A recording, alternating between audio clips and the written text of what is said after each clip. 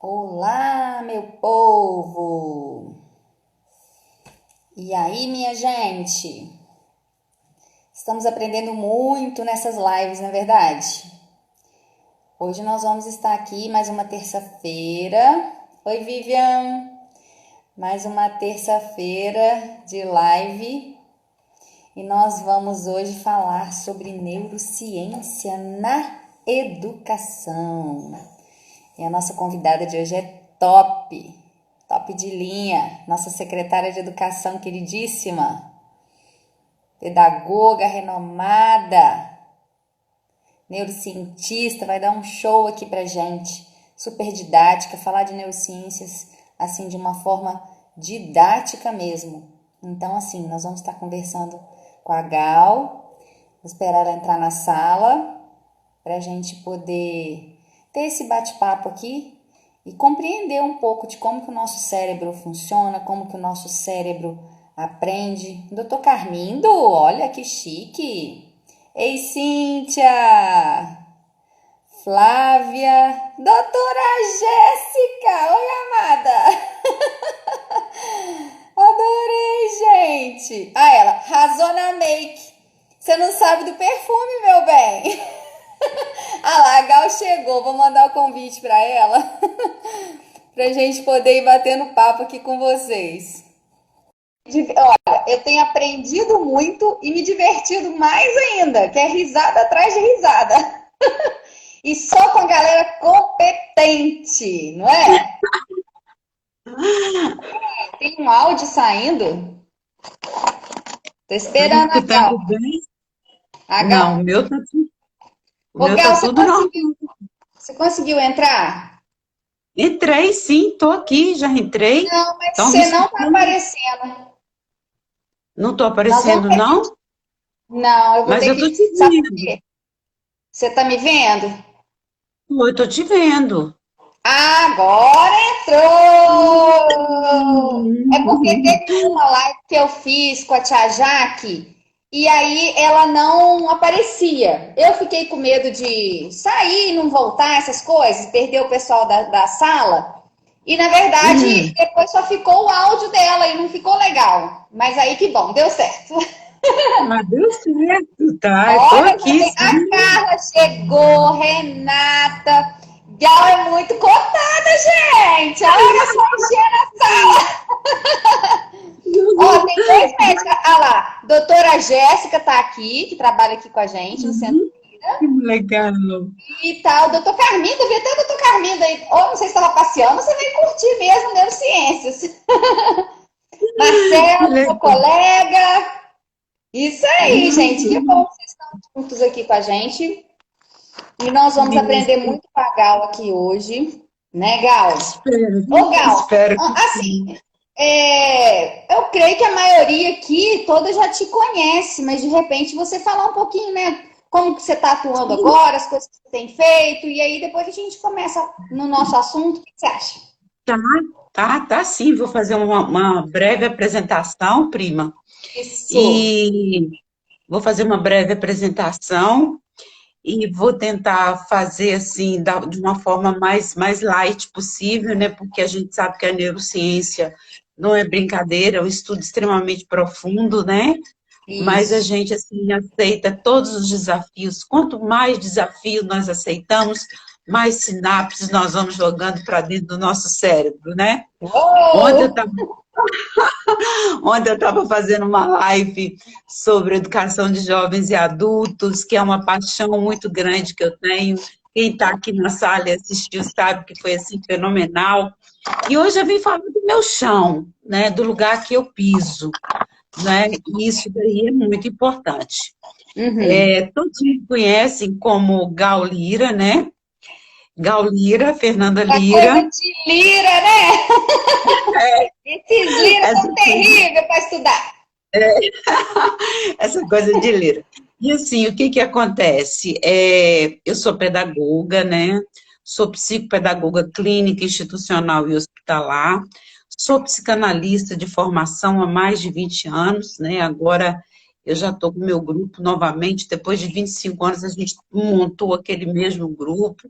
Sou psicanalista tenho o meu consultório, que fica ali junto com a Daniele Andrade, e hoje estou secretária municipal de educação, mas o que não me impede de fazer os meus atendimentos. E assim, na verdade, como eu sou uma neurocientista, eu compreendo que todos os espaços onde nós estamos são espaços que nós temos que estar, Olha, porque tem algo ali que nos chama. E eu queria começar, Gaulira, aqui em Carangola, vim da Bahia, tenho 12 anos que estou aqui em Carangola, gosto de estar aqui, estou aqui de coração. E eu queria começar esse momento nosso com uma frase muito interessante do Jacques Lacan. Está lá no Seminário 17. Todo mundo sabe que o Jacques Lacan é um grande psicanalista renomado, né? Foi um grande psicanalista renomado francês. Que o Jacques Lacan diz assim: ou você segue os seus desejos, ou você fica no quadrado. E aí, o que que acontece? Essa frase, ela me persegue muito, eu coloco ela muito nos meus trabalhos. Hoje eu tenho 29 artigos publicados no mundo inteiro, né? É nossa. muita coisa, né? Tenho esse livro sobre dislexia, né, que a gente lançou aqui em Carangola. Inclusive, a tia Miguelina estava lá representando a família Lira. Foi um Foi. lançamento muito grande. E Maravilhoso. esse livro que agora que eu lancei na Alemanha, Que né? chique, esse eu não tô sabendo, não, amiga. Não, é esse daí não. É Deus, porque a gente não fala tudo, né? Chama dá tempo. Parceiro, não dá tempo. Esse livro é um livro que está sendo vendido na Amazon, tá? Quem quiser é Olha, só ir lá. Só que ele é muito caro, né? Porque é em euro, na Amazon é em euro, porque eu lancei fora. E esse livro é um livro muito interessante que fala sobre a construção da sexualidade infantil de 0 a 6 anos de idade. Então, essas duas obras estão aqui comigo, fruto de muito trabalho, fruto de muitas sinapses, de muitas glias, de muita busca, não é? qual que é o Então, o que título desse livro aí, esse segundo? esse segundo, Fernanda, chama Parceiros do Imaginário, a Ah, construção, a construção da sexualidade infantil de uhum. 0 a 6 anos e a influência da mídia televisiva. Ele está sendo vendido lá na Amazon, tá? É Show. um livro que vale a pena, né? Ele está aí. A editora é uma editora da Alemanha, enfim, foi um grande presente que eu recebi o ano passado, mas como eu não pude fazer o lançamento nele no Brasil, eu pretendo fazer o lançamento dele, mas ele já está à venda lá na Amazon. E eu vou discutir essa questão da sexualidade de 0 a 6 anos de idade. Outra eu vou estar falando sobre dislexia, né, que todo mundo já conhece, e um que está saindo do forno agora, um outro livro que está saindo agora, que eu estou falando sobre a música na construção da identidade infantil, né, que Meu tem Deus assim, do céu. estou Como você falando sobre arruma tempo ainda para ser escritora? então assim, é muito Você dorme, interessante. Cal? Você dorme, filha? Não durmo, não durmo. Eu fico aqui no meu escritório aqui, meu mundo é esse que está aqui. Vários computadores, às vezes fica 2, 3 computadores ligados ao mesmo tempo. Quem me conhece sabe que é desse jeito, produzindo artigo. E um dos motivos de estar escrevendo esse terceiro livro, que também será lançado fora do Brasil, é para poder mostrar que a música ela tem uma penetração no cérebro fora do comum, né? Então, a partir da neurociência, que eu venho estudando a questão da música e como é que ela se processa dentro do cérebro, né? Isso é muito interessante. E voltando àquela frase do Jacques Lacan, que está lá no Seminário 17, que ele diz, vai em busca dos seus desejos, e os meus são muitos, são muito grandes, né? Ou você fica no seu quadrado. Se eu for Uhum. ficar no meu quadrado, eu vou ficar doida, porque eu tenho muita coisa a realizar na área acadêmica ainda, né? Uhum. Bom, quando eu fiz a minha formação em psicanálise há mais de 20 anos, bem freudiana, né? E que Uhum. eu retomei esse grupo agora, esse grupo é lá da Bahia, nós temos encontro todas as quarta-feiras numa sala fechada. Inclusive, você está convidada, porque é aberto para quem a gente indica estudar psicanálise, é um grupo muito responsável, já está há quase 30 anos no mercado, são 4 médicos psicanalistas que trabalham com formação em psicanálise. Toda quarta-feira a gente tem salas fechadas, e amanhã a gente vai estar discutindo o caso do pequeno Hans, que é um caso muito interessante dentro da psicanálise. E aí eu fico tramitando nesse mundo. Por que a neurociências? Quando eu estudei psicanálise, eu achava, Fernanda, que era só a psicanálise. Que a pedagogia com a psicanálise ia dar conta desse vulcão interno, né? Porque o cognitivo, quando ele é trabalhado, ele se torna um grande vulcão, né? E aí eu achava que era a pedagogia e a psicanálise. Aí depois disse, não, eu vou partir para a psicopedagogia. E você sabe que tem 12 anos que eu moro em Carangola, e eu fiz a minha formação muito no sul do país.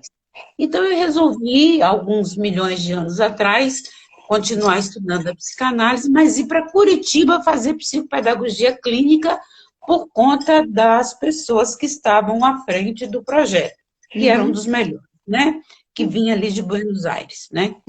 Então, eu fiz 2 anos de psicopedagogia clínica lá em Curitiba e achei que estava legal. A psicanálise, a psicopedagogia clínica, depois eu fui para a psicopedagogia institucional para poder entender os espaços educativos, que foi fantástico para mim. Depois eu parti para a psicopedagogia hospitalar. Mas por que eu fui fazer psicopedagogia hospitalar como especialização também? Porque a criança adoecida, ela não pode ser privada da aprendizagem do conhecimento. E esse é o objeto de tudo da psicopedagogia hospitalar. E eu me encantei por tudo aquilo que está ali. Aí percebi que faltava mais ainda. E aí eu fui fazer neurociência clínica, né? Oi, Di. Confesso. Tô aqui vendo meu povo chegando. Giane, Aline, eu fico aqui concentrada, não consigo ver, mas assim, legal, sei que só tem gente legal aí. E aí eu fui fazer neurociência clínica. E nesse meio tempo, fazendo essas especializações todas, eu me tornei uma escritora. Mas eu fui me tornando uma escritora muito sem sentir que eu estava me tornando uma escritora. Porque eu estava tendo muita coisa e eu precisava colocar aquilo para fora. Foi onde desembocou os 29 artigos científicos, 8 capítulos de livros, né? Em livros bem renomados aqui no Brasil e fora do Brasil também.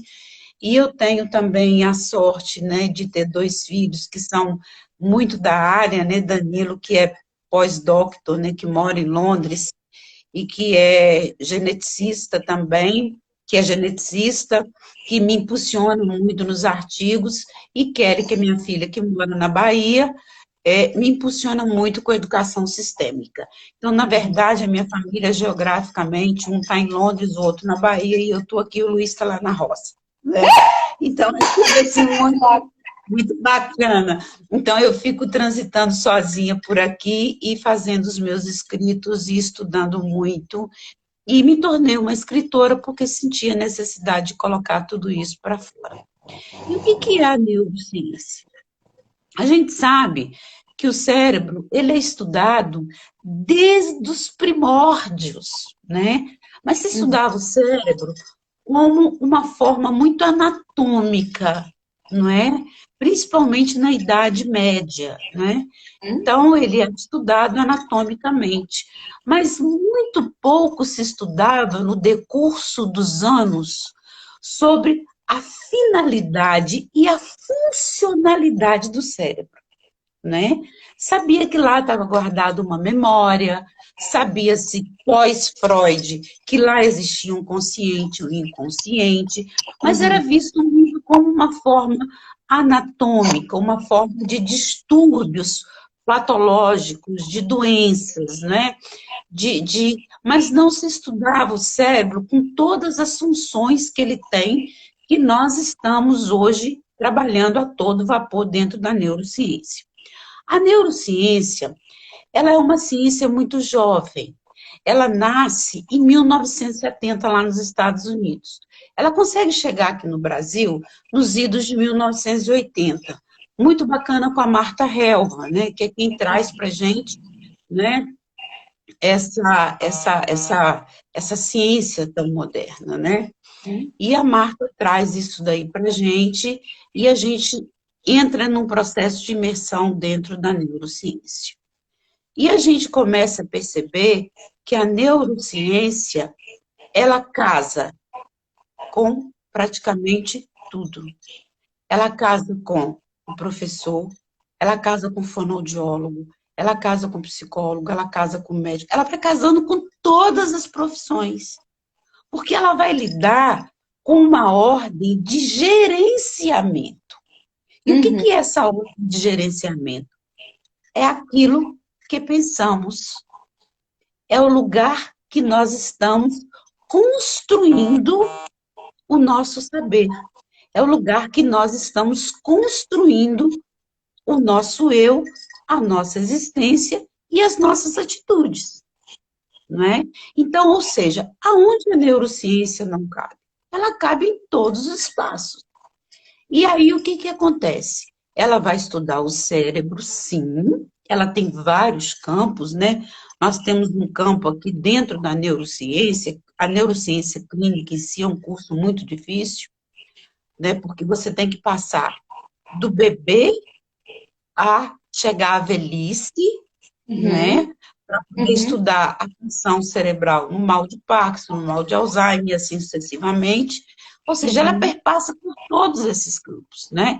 Então, você tem a neurofisiologia, você tem a neuroanatomia, você tem a neuropsicologia, né? Que vocês já fizeram, né? A neuropsicologia, que vai tratar da questão dos nervos e da psique, né? A neuropsicopedagogia, né? Ainda tem a neuropsicopedagogia, a Esses são os neuropsicopedagogia. tipos, só para o pessoal sintonizar o pessoal, esses que você está falando são os tipos de neurociência, certo? Não, Existem vários tipos. Não, a gente não chama de tipos, a gente chama de campos. Campos da neurociência, tá? Não são tipos, elas não são classificadas como tipos. Elas são classificadas como campos, né? Então, é a neurofísica, a neuroanatomia, a neurociência funcional, que é um campo dentro da neurociência. A neurociência funcional, ela é super interessante. Olha o nome dizendo, neurociência funcional. Nós passamos 3 meses no curso estudando a neurociência funcional. Olha bem, funcional, neurociência funcional.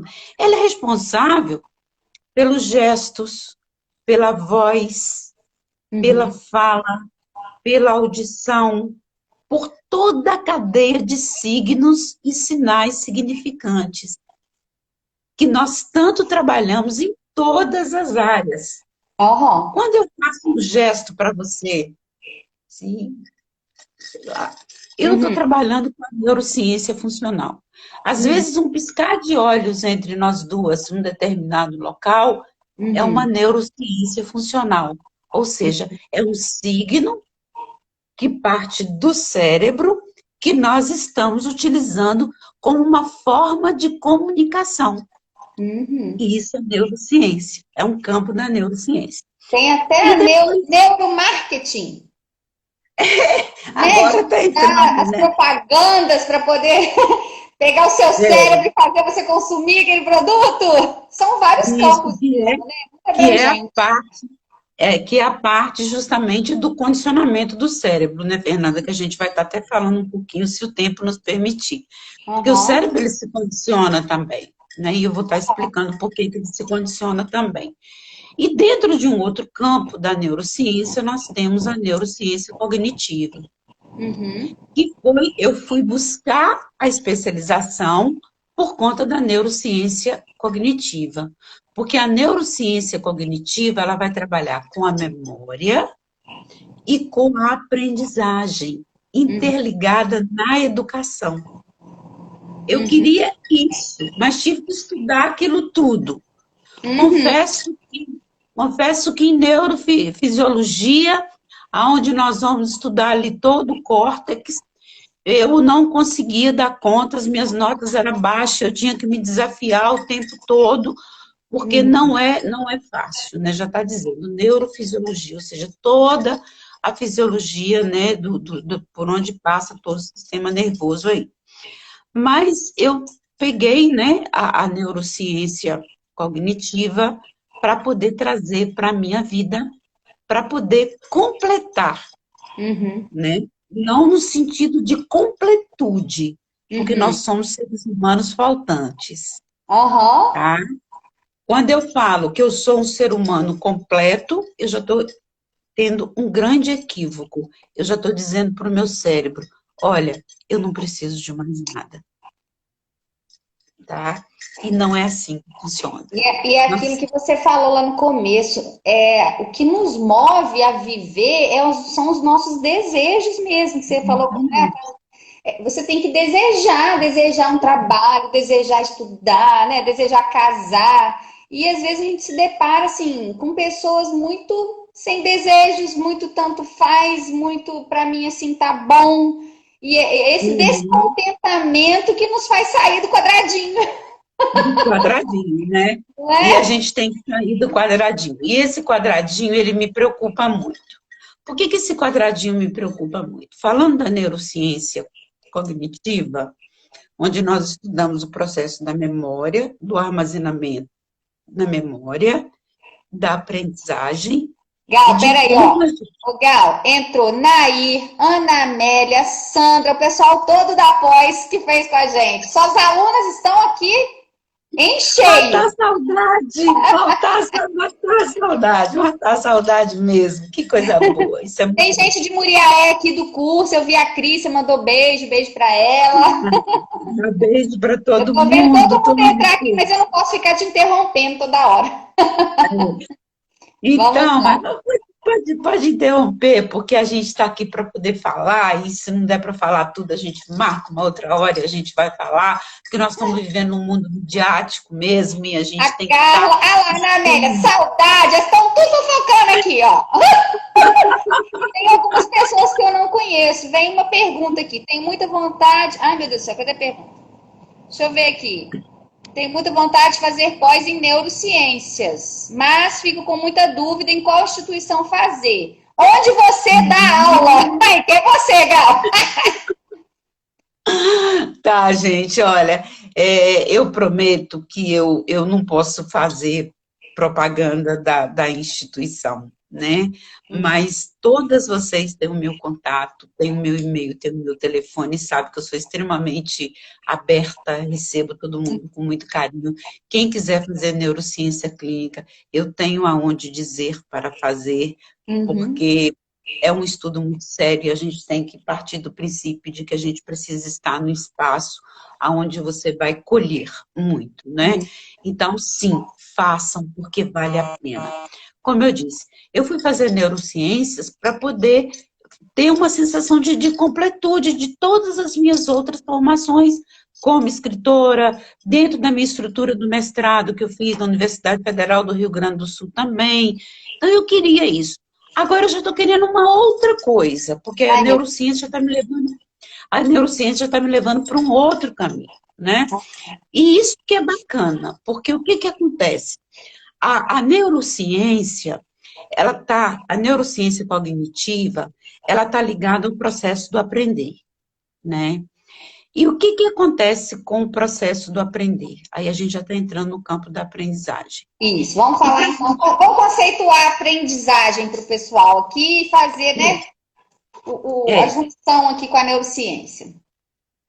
antes da gente falar, eu vou fazer algumas metáforas e trazer algumas frases para poder ficar a coisa mais leve a nível da compreensão Uhum. vertical mesmo, que é assim, o Alexander Luria, que vocês vão me ver falar dele aqui daqui a pouco, o Alexander Luria, ele tem uma frase, porque ele trabalhava com o Vygotsky, né, na educação, e o Alexander Luria tem uma frase, quando ele estava estudando o processo de aprendizagem, que ele dizia assim, a mente humana é como paraquedas, funciona melhor se aberta. Olha só. Nossa, entrou A aqui, ó, mente Marielle, Girlene lá de Divino, Ah, Bruna! Muita gente vem te prestigiar, Gal. Tá arrasando. A Ó, Flavinha. eu acho que a minha irmã tá aí também, Mirela. Minha irmã deve estar aí Tem, também. tá aqui também. Crícia, e Crícia! Crícia é minha parceira. Então, é bacana isso que o Alexander Luria fala. A mente humana é como um paraquedas, funciona melhor se aberta, né? Por Hum, que que eu falo isso do Alexander Luria? Porque o Alexander Luria, ele era discípulo do Vygotsky. E o Vygotsky, ele estava naquela fase, lá na Rússia, né? Naquela Guerra Fria, naquele momento extremamente complicado que o país estava passando, que tinha toque de recolher, e a gente sabe que o Vygotsky sempre foi à frente do tempo dele, e aí o Vygotsky ia para as tabernas às 5 horas da tarde, o toque de recolher era 6 horas, e ele só saía de lá de madrugada, e ele ficava na taberna. Tanto que o Vygotsky morre de tuberculose muito jovem, né, por conta dessa vida dele. Mas ele deixa uma obra vastíssima, foram queimadas. E tem uma coisa interessante, que o Vygotsky, ele estudava muito o processo da aprendizagem e o processo do cérebro totalmente dito, né, da neuroplasticidade, que a gente vai estar falando daqui a pouquinho. E o uhum, Vygotsky chama o Luria, ele se considerava um neurocientista, o Alexander Luria, uhum, e pede muito a Vygotsky para poder falar para ele. Vygotsky diz assim, tá, tu podes estar como meu discípulo, mas vai ter que me mostrar por onde passa a aprendizagem, não de uma forma subjetiva, mas de uma uhum. forma objetiva. Eu quero ver. Olha que desafio, né? E Aham. quanto mais desafio, o Alexander Luria, todo mundo vai ler o Alexander Luria, tá? Que ele é maravilhoso. E ele é finado também, tá, gente? Estou aqui falando mais de finado, exceto da Selma. O que acontece? O Alexander Luria começa a estudar. E ele vai estudar o comportamento do cérebro. E Uhum, aí é dele que vem a palavra mágica, que chama uhum, sinapse. uhum. Sinapse. São sinapses. Pensa em vagalumes. Hein, Flávia?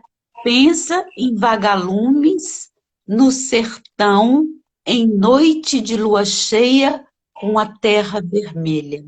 Eles vão Nossa! ficar piscando, não vão? E você vai ter aquela visão maravilhosa. Isso são as sinapses. Que lindo. Nós nascemos com milhões de sinapses. Uhum, Mas quando o bebê nasce com milhões de sinapses, o que a mãe faz? A mãe condiciona ele. E a gente pouco estimula ele.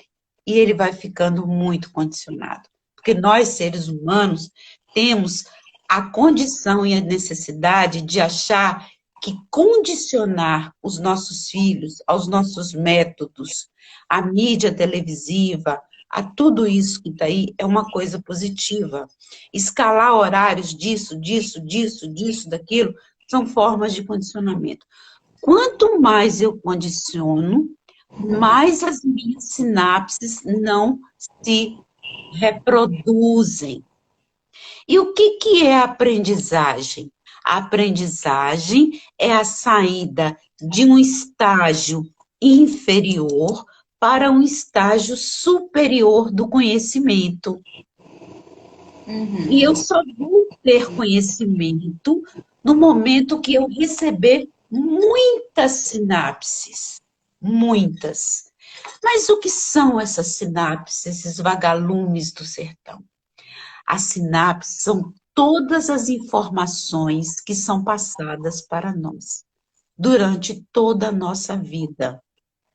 Você As chama de sinapses, sinapses. Você está fazendo, né, uma associação.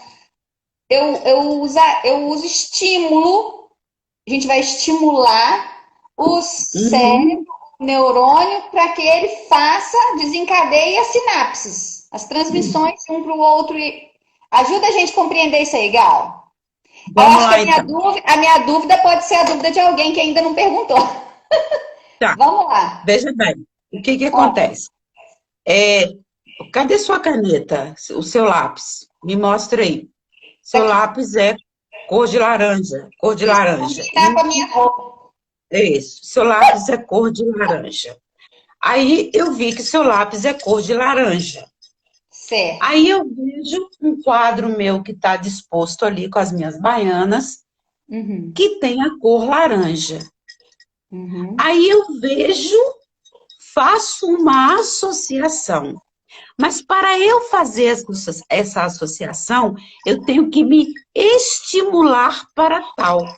E Uhum. quando eu me estimulo, eu Uhum. vou criando milhões de sinapses e mandando para as glias, que Uhum. são neurotransmissores, que Uhum. vai levar que o lápis da Fernanda e o quadro meu vai gerar uma sinapse que vai mandar para as glias, que as glias vão mandar essa informação para os neurônios. E os Uhum. neurônios vai estar depositando isso lá no hipocampo. E isso daí você começa a fazer associações com várias coisas. Um carro laranja, uma roupa laranja, isso tudo que está aí. Só para o Então, o pessoal que entender, o acontece? hipocampo seria a área da memória? Porque ele está levando para Seria lá? a área onde fica, onde a gente fica guardado, né, as nossas memórias. Eu diria que ele é um grande banco de dados, né? Ele é um Ótimo. banco de dados. Mas ele é um banco de dados, Fernanda, que Uhum. se você não tiver sinapses novas entrando todos os dias, esse Uhum. banco de dados, ele vai ficar com uma memória esquecida aonde Uhum. vem as patologias, né? Então, as sinapses é tudo o que eu vejo, é Uhum. tudo o que é novo, é tudo que eu me interesso, é tudo que eu percebo. Deixa eu fazer um jogo sináptico aqui agora. Veja Uhum. bem, eu entro numa sala de aula para poder aula, para ministrar aula para crianças de 7, 8 anos. E Certo. hoje eu vou trabalhar com os meus alunos a palavra laranja. Eles estão num processo de alfabetização. Nós estamos falando da aprendizagem e da memória, porque nós estamos lá na neurociência cognitiva. Então, eu quero dar uma aula e o primeiro nome que eu vou colocar no quadro é esse que está aqui, laranja. Tem que ser assim, né, para ver? Não, não dá. Aqui está escrito laranja, tá? Laranja. Aí eu vou lá no quadro e coloco laranja no meio do quadro, porque eu quero, com essa palavra geradora, ensinar o meu aluno o L, o A, o R, o N e assim sucessivamente. A professora tem essa técnica, ela coloca lá no quadro, ou senão ela chega e pede aos meninos, abram um livro na página 56 e lá está escrito laranja e tem o desenho de uma laranja. O que Uhum. que nós temos que fazer enquanto neurocientistas para poder despertar sinapses nesse aluno para que ele se interesse pela escrita da laranja? Você não pode colocar nada no quadro, você não pode mandar ele abrir o livro. Você tem simplesmente que chegar, você sabe já planejado o que que você vai fazer, você vai chegar e colocar uma laranja no seu nariz. Ou uma laranja em cima da mesa. E dá bom dia a eles com uma laranja. Bom dia, bom dia, bom dia. Você não coloca a laranja em cima da mesa. Deixa eles se acomodarem e faça pergunta. O ser humano se estrutura nas perguntas e não nas respostas, tá? Olha Se eu só. escrevo laranja, se eu mando ele abrir o livro na página tal, eu não estou construindo um sujeito sináptico. Eu não estou fazendo ele criar sinapse, eu não estou fazendo ele criar o pensamento.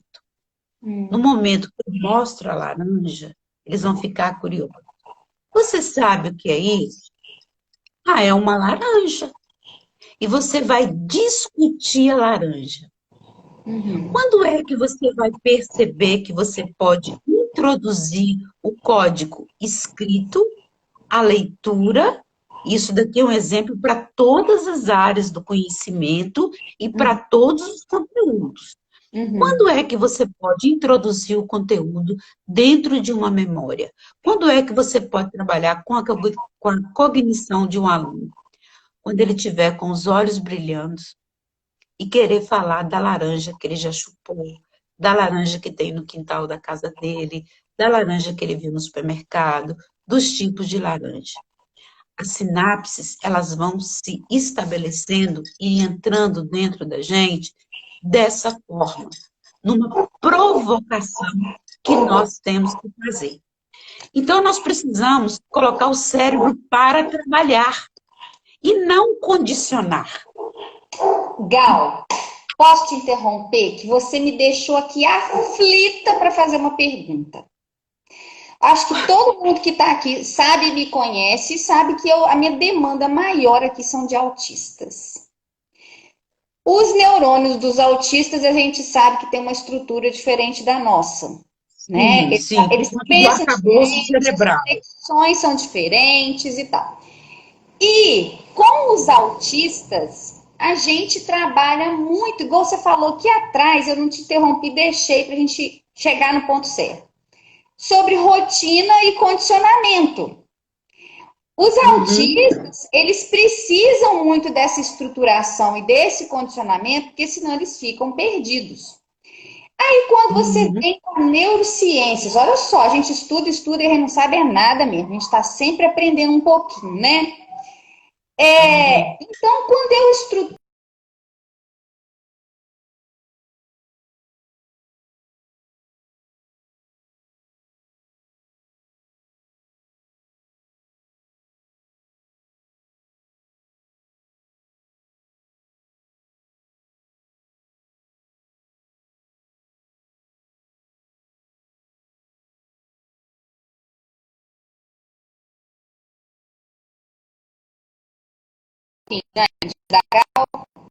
aqui. Voltou, Gal? Travou. Voltou, tinha dado uma travada. Isso, acho que agora voltou. O pessoal falou que travou, mas voltou. Voltou, Hum, gente? Podemos continuar? voltou. Ei, Sayonara, Sayonara, lá de Itabuna, na Bahia, uma grande psicóloga, amiga minha. Um beijo, Sayonara. A Giane Bom, Fosforênio entrou na sala também. Olha só, Gal. Então, vamos falar. Eu queria entender melhor isso. Quando você coloca aqui, se eu condiciono, eu não provoco essa sinapse. Isso, assim, me causou uma angústia, né? Porque eu uhum. entendo que a gente está ensinando é a forma como eles necessitam dessa estruturação, mas como é que fica essa aprendizagem no caso deles, em relação à Olha, Fernanda, neurociência, à neuroplasticidade? veja bem, o que que acontece? A neuroplasticidade, todos nós temos, não importa que seja uma patologia invasiva, por favor, ou Aham. numa ou em patologias, né, adversas, ou no sujeito cognoscente normal, entre aspas. Porque, na Isso. verdade, nós partimos dentro da neurociência que não existe o sujeito normal. Nós Não. não somos normais. E cada Graças um a Deus. aprende, graças a Deus, né? E cada um aprende de uma forma diferente. Você Isso. tem dois pontos aí, muito interessante que eu vou te responder, Ah. né, na questão da neurociência. Hum. Quando você condiciona, eu tenho que Hum. falar isso, amiga. Aham. Quando você condiciona, você não está condicionando a memória, tá? Você Aham. está condicionando o físico e a ação, Certo. entende? Aham. Presta atenção. Você está condicionando na criança autista, você Hum. está condicionando o físico e Hum. a ação, qualquer ação que seja. Senta ali, veste aqui, vai para o balanço. O que Hum. a neurociência vai dizer para você? Que você está fazendo uma acomodação. Hum. Mas você, nesse momento, está condicionando outras partes. Uhum. O que você precisa fazer depois que você faz essa acomodação? Você Hum. precisa criar estímulos Uhum. de neuroplasticidades Aham. diferentes a cada dia, Aham. mesmo com a criança com patologias diferentes invasivas. Uhum. Isso que tá aí. Ah, Entende? pois é, igual, por exemplo, às vezes tem uma brincadeira que tem o jogo no tablet, que a gente usa tecnologia também, né, a favor Claro, da claro, situação. tem que usar. Então, às vezes faço um Uhum. jogo no tablet e eu vou lá e confecciono esse jogo, às vezes no velcro, porque eles gostam dessa estrutura. Às vezes é Sim, a sim, mesma atividade elaborada de formas diferentes, talvez com o mesmo objetivo, mas ele vai executar isso. de formas diferentes. Ai, Diferente. Gal, agora eu até calmei, fiquei estressada. Não, Meu lápis laranja mas até caiu, que eu fiquei aí o que foi que eu preocupada. fiz? Não, mas você entendeu agora a perfeição da coisa? Aham. Então Viu como é que eu é? posso trabalhar tranquila. O que não pode é aquela robotização, aquela mesmice, aquela Da repetição sempre memória. igual, que já houve Isso, isso há muito tempo, quando começaram alguns modelos, isso, era muito isso, rígido e era a mesma coisa da mesma isso, forma e não provocava essa neuroplasticidade. isso. Essa neuroplasticidade, tá? Você Então, maravilhosa!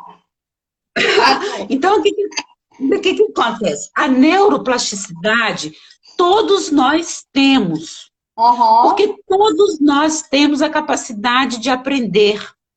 aham, O Vygotsky, ele foi uma das primeiras pessoas, há mais de um século atrás, a falar do processo da inclusão. Porque falaram para o Vygotsky, né, ele foi num determinado lugar, ele foi num lar onde só tinha crianças com patologias invasivas. E o aham. Vygotsky tem uma frase que ele disse nesse local, que ele disse assim: se colocares, né, que eu estou fazendo uma tradução, né, porque a gente sabe que a obra dele é toda russa, uma complicação terrível, tem muito pouca coisa também no Brasil. Ele disse assim: se tu colocares um diferente junto com os iguais, ele vai se aproximar muito dos iguais. Cara, Ai, como é que o cara fala uma coisa dessa há mais de 100 anos atrás? Então, foi a aham, primeira pessoa a falar do processo da inclusão. aham, Então, é justamente por isso, por conta da neuroplasticidade, né, que uhum, todos nós temos.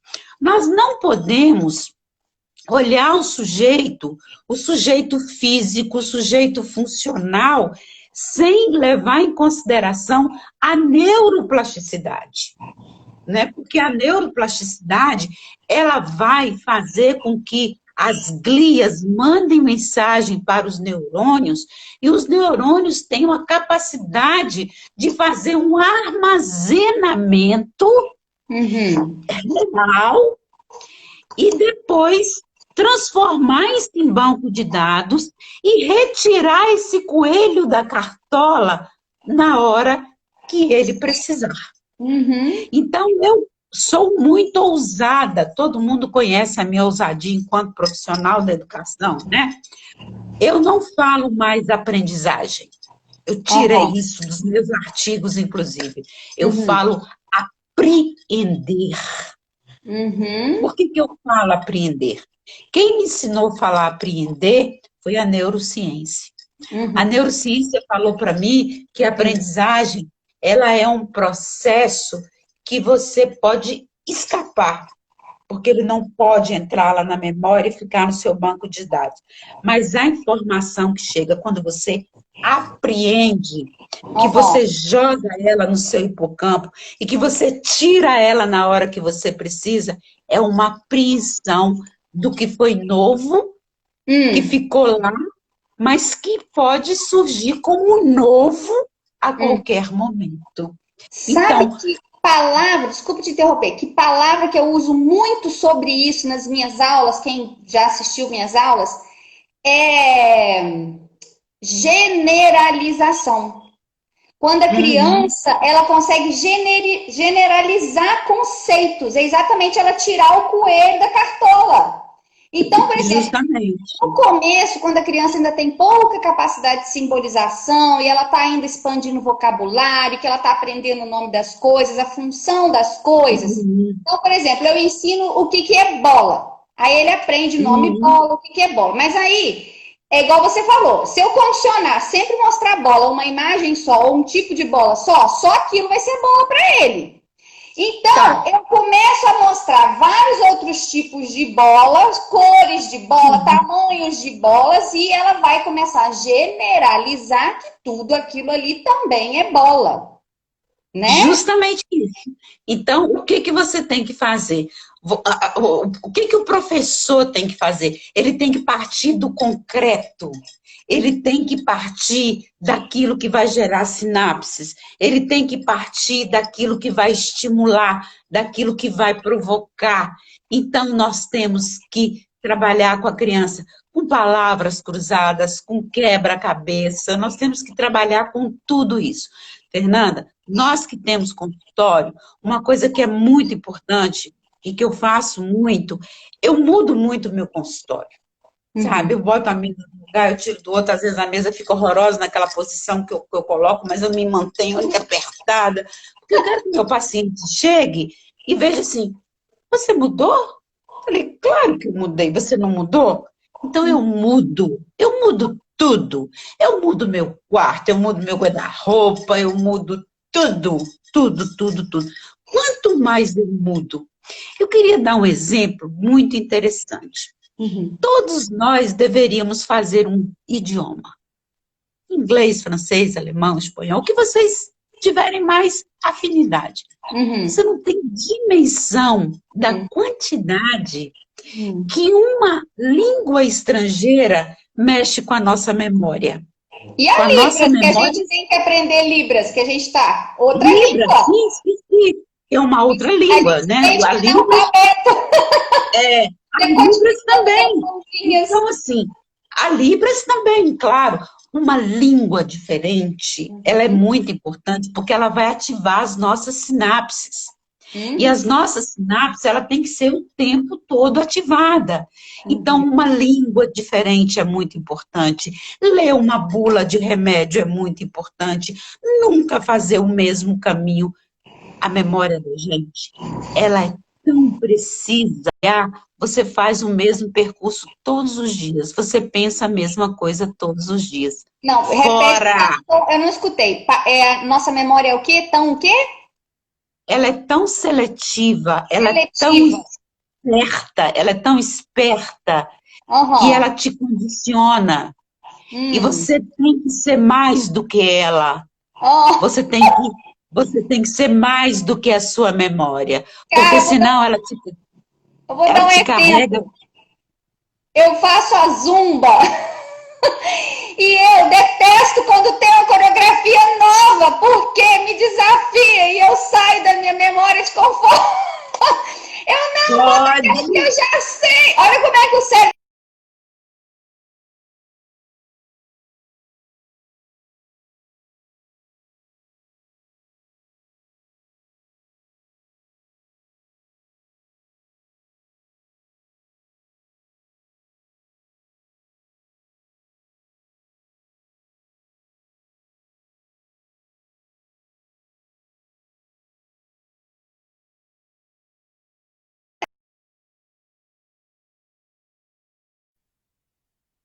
Travou. Voltamos? Voltando, que trem é esse que está travando aí? Entendeu? Sei. Então, veja bem, eu preciso ser mais forte, mais poderoso do que a minha memória, tá? Olha Porque só. a minha memória, o que que ela vai fazer comigo? Ela Ah, vai querer que eu me condicione e eu não vou me condicionar, meu tá? Deus. Adorei isso. O que você tá rindo aí? Travou de novo? Será? Não, deu uma travada aí, mas eu acho que já destravou já. Tá? Pergunta se está todo mundo escutando, gente. Deu uma Tá. travada. Carmina falou aqui. Que aula! O pessoal tá adorando. Eu também tô Carolina maravilhosa! amando. Não, a Patrícia Reusing, gente, que chique. A Vânia aí, voltou. Beta Júnior, Evane, gente. gente, que legal. Muito bem. Ai, Aqui, ó, bom, estudar partituras novas seria bom para memória? A Regina tá perguntando sobre isso. perfeito. Regina, veja bem, eu estou escrevendo um livro agora sobre música, tá?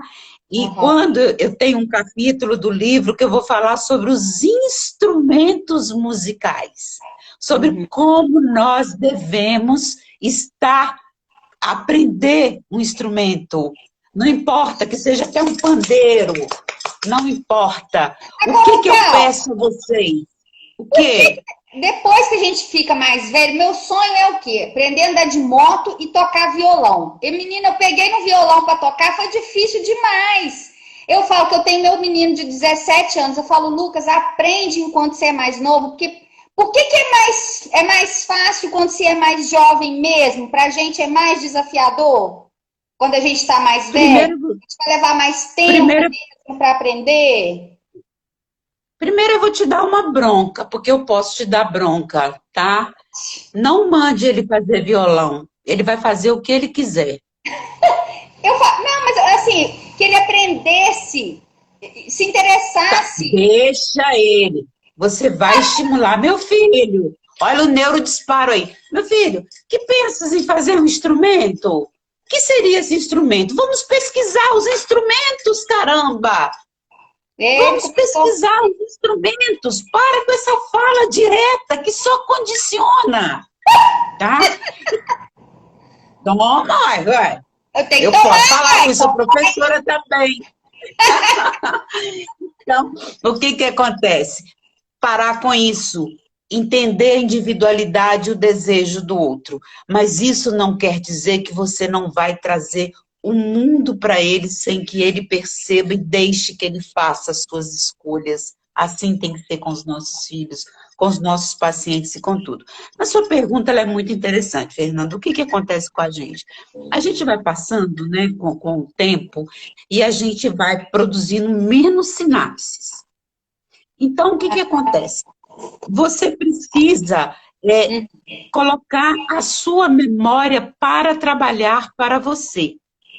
Quando eu recebo pacientes, quando eu estou recebendo paciente como psicanalista, eu falo muito o seguinte, gente, presta atenção, você precisa mudar hábitos, atitudes que te levam a movimentos condicionantes.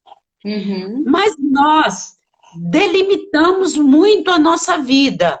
Eu vou para o trabalho, eu não quero ler esse livro porque ele é muito grande, eu não vou nadar porque eu estou com preguiça, ou eu não vou nadar porque eu estou gorda demais, ou porque eu estou magra demais. A gente coloca tantos poréns, e quando você coloca o porém, a sua memória pega aquilo que está ali como uma resposta seletiva. Uhum. Então, você, o que que acontece? Aí, essa memória seletiva, ela vai ficando ali cristalizada. Se Uhum. você quer tocar violão, mas você não conseguiu, você vai conseguir tocar um outro instrumento, Uhum. sabe? Você vai pensar, tá, violão, você não me quer, também eu não te quero agora, agora eu vou querer um pandeiro, eu vou querer outro. E você tem que entrar no mundo daquilo que você quer, não ir no miolo básico, porque aí, quando você se frustra, o cérebro entende que você não tem condição de fazer aquilo que está ali. Porque nós vivemos entre a satisfação e a frustração.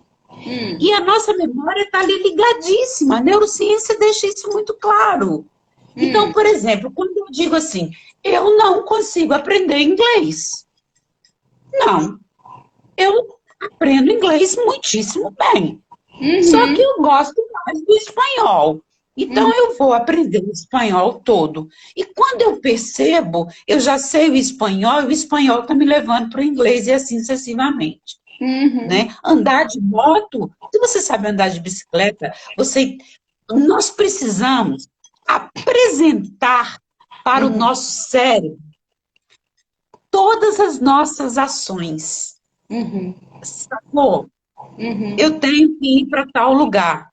A gente tem que conversar sozinho mesmo, tá, galera? Galera, podem conversar sozinho, sim, que ninguém vai chamar vocês de louco, não, porque louco nós já somos. Converso sozinho mesmo, eu converso sozinho. Eu vou para tal lugar, eu vou fazer isso, eu vou não sei o quê, eu vou, perdi o medo de montar cavalo, já monto cavalo como ninguém hoje mais, não tenho medo dele, ele que tem que ter medo de mim. Mas são são processos cognitivos que você tem que forçar, porque nós desistimos muito rápido. Entendi. Deixa eu só fazer uma apanhada aqui. Claro que a gente não vai aprofundar em nada, mas igual, por exemplo, você está colocando aí quanto a gente vai crescendo, a gente vai envelhecendo, a gente vai diminuindo esse número de sinapses. É por conta mesmo do processo de envelhecimento nosso. Isso é próprio. Mas veja bem. E também eu creio que mais, igual a gente sabe que a gente, né, que estudou um pouquinho assim essa parte da neuropsicopedagogia, a gente ouviu sobre as podas neurais também, né, que tem na primeira infância, depois tem na adolescência. São essas questões que vão diminuindo ou vão assim lentificando essa aprendizagem, essas sinapses. Vou te explicar. Essas podas neurais, elas existem. Tá? Mas para os nossos neurônios continuarem armazenando as mensagens, é necessário que a gente vá, com o passar do tempo, por conta dessas podas neurais, é necessário que a gente vá mudando as atividades. Se você não sabe cozinhar, aprende a cozinhar. Se você não sabe fazer isso, aprende a fazer. Aí o que acontece?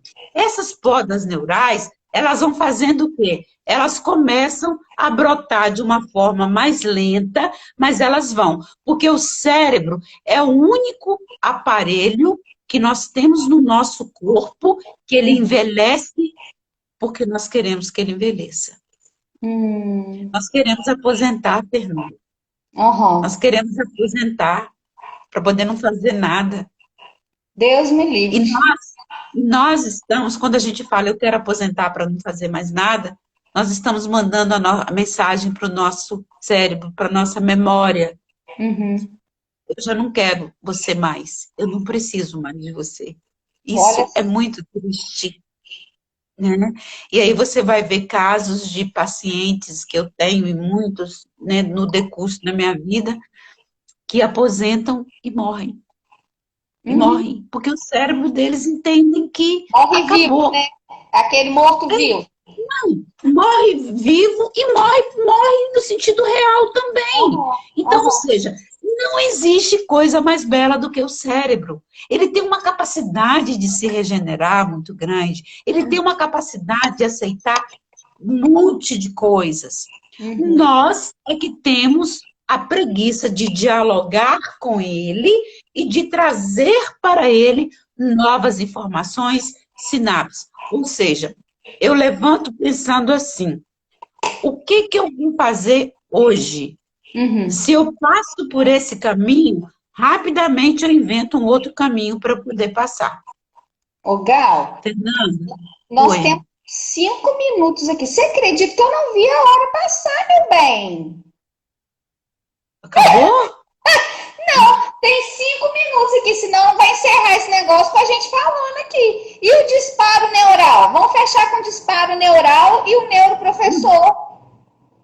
Eu não vou falar do neuroprofessor porque ele é uma coisa muito grande, não vai dar tempo. E o disparo neural é justamente quando você está numa posição de acomodação, alguém percebe isso, você se auto-percebe e dá aquele tchum e sai e dá um drible no seu cérebro que ele fica balançado. O disparo neural tem que acontecer o tempo todo. Hoje eu vou fazer uma muqueca 2 horas da manhã. Aí meu cérebro vai dizer, peraí, 2 horas da manhã você tem que estar dormindo. Aí eu falo pro meu cérebro assim, te enganei, bobo, eu vou dormir. Então o disparo neural são esses estímulos, são as invenções, são o nível do pensamento, a nossa forma de criação. Todos nós temos que fazer disparos neurais. E nós que trabalhamos com crianças, tem que ser feito disparo neural urgente, porque isso é muito importante. Sem disparo neural, a criança não chega a lugar nenhum, o adulto, o adolescente não chega. Gente, está falando disparo, pá, neural. Ou seja, meu cérebro está ali quietinho e eu tô, ó. Gente, o nosso cérebro é tão maravilhoso que ele trabalha à noite enquanto nós estamos dormindo. Ele trabalha através dos sonhos. Os sonhos são articulações da memória. Sonhos são pensamentos oníricos, né? A gente chama assim. Então, Gal, o já tá nosso todo mundo cérebro pedindo outra live. Gal, não dou conta de você não. E vai acabar.